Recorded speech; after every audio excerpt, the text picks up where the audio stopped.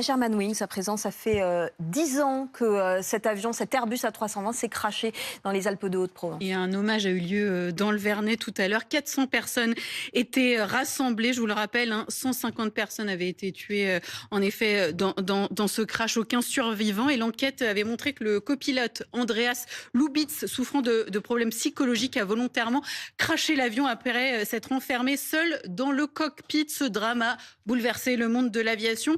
Quelles procédures de sécurité ont depuis évolué? On a reçu pas mal de questions sur ce sujet, des questions inquiètes. Bonjour Charles Clerc, vous êtes pilote de ligne et président du Clerc Group. Est-ce qu'une telle catastrophe serait encore possible aujourd'hui?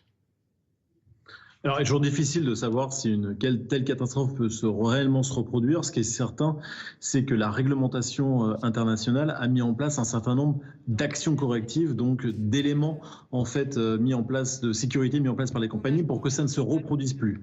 La première qui a été mise en place quasiment immédiatement après cet accident, c'est tout simplement en fait le fait que les compagnies ont demandé à ce qu'à chaque fois qu'un pilote sorte du poste de pilotage pour aller aux toilettes, parce que c'est la seule raison réglementaire pour laquelle un pilote a le droit de quitter en fait son siège, c'est pour ses besoins physiologiques, donc pour aller aux toilettes. Et comme vous le savez, les toilettes sont situées à l'arrière en fait de cette fameuse porte blindée qu'on a installée après les attentats du 11 septembre 2001 pour empêcher qu'un terroriste puisse rentrer en fait dans la cabine du pilote. Donc, oui, ce qui a été demandé initialement, c'est qu'un autre membre d'équipage, donc une hôtesse ou un steward, en fait rentre dans le poste de pilotage pour ne jamais laisser un pilote seul à bord.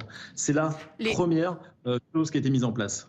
Les règles d'accès au cockpit ont donc évolué, vous venez de nous l'expliquer. Il y a aussi la question de la santé psychologique, parce que Andreas Lubitz était suicidaire.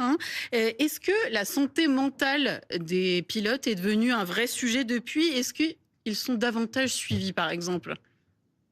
Exactement. À ce niveau-là, tout a changé. La première chose qui a changé, c'est que désormais, quand une compagnie aérienne va embaucher un pilote, elle va lui faire une évaluation psychologique renforcée et la compagnie aérienne va avoir accès à toutes ces informations-là pour être capable de juger si elle doit donner suite à cette embauche ou ne pas donner suite. La deuxième chose qui est très importante, c'est qu'un très grand nombre de pays en fait ont levé le secret médical pour que si jamais lors de cette intégration initiale ou lors de ces récurrentes en fait, c'est-à-dire ces visites médicales annuelles qui sont faites tous les ans, le pilote en fait, si un médecin ou lors de ces évaluations régulières, un médecin va considérer qu'il y a un risque psychologique, il va pouvoir en parler directement à l'aviation civile ou en parler directement à la compagnie aérienne, ce qui change tout par rapport à ce secret médical. Donc les leçons ont été tirées, c'est souvent le cas malheureusement, après les crashs qui impactent énormément l'opinion, ce qui fait évoluer évidemment les règles de sécurité, mais on rappelle quand même à nos téléspectateurs inquiets que prendre l'avion est de plus en plus sûr, le risque de mourir ayant été divisé par 2 chaque décennie. Voilà.